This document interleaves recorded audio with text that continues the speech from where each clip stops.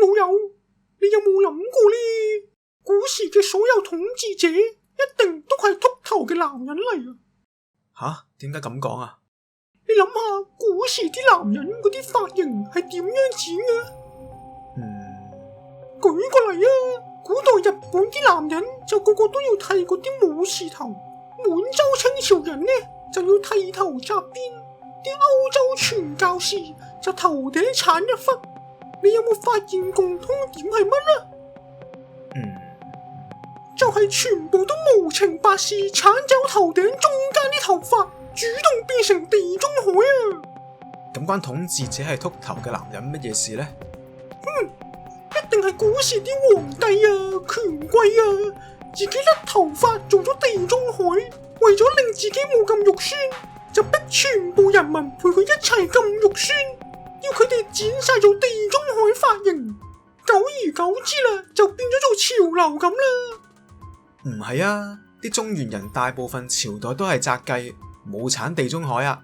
你諗深都幾層啦，點解唔紮辮要紮髻啊？咁係為咗將側邊同後面嘅頭髮紮晒上去頭頂，遮住個地中海啊嘛。咁以前啲歐洲人唔計傳教士嗰啲，都冇搞咁多色水啊。照道理佢哋一樣都係甩頭髮噶。佢哋都一樣噶咋，只不過係做法文明少少，冇咁強硬啫嘛。佢哋興戴假髮噶，唔係你估佢哋個髮型都咁長咁濃密，又攣又有造型咁啊？唔係喎，Google 話日本武士頭同埋清朝剃頭係話因為打仗嗰陣唔會阻住視線喎，仲有啲傳教士咁樣鏟係為咗扮耶穌頭頂嗰個荊棘啊嘛，好似係。你清醒少少啦，老友，佢哋講你又信嘅咩？紮起啲頭髮咪唔咗咯，邊使鏟晒佢咁反人類啊？根本都講唔通，一定係啲獨裁統治者逼人陪佢哋地中海啊。OK， 當你講嘅係真先，咁你想點啊？研究嚟攞諾貝爾獎定係乜嘢啊？我冇，都係傾下偈，研究下咁啫。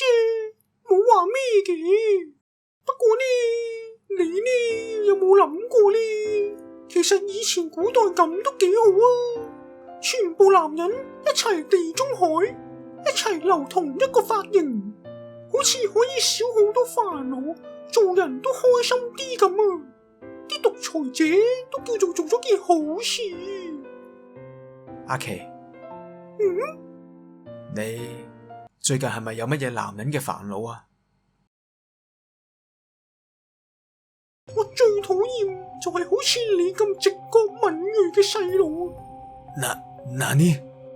冇辦法啦，而家唯有放手去做啦。呢個社會需要嘅係改變，唔戰鬥就贏唔到。塔塔卡，塔塔卡。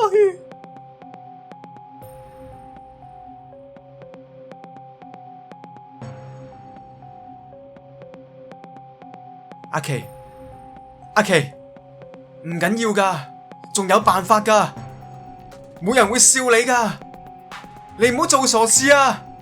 阿琪，不了阿琪，不了我。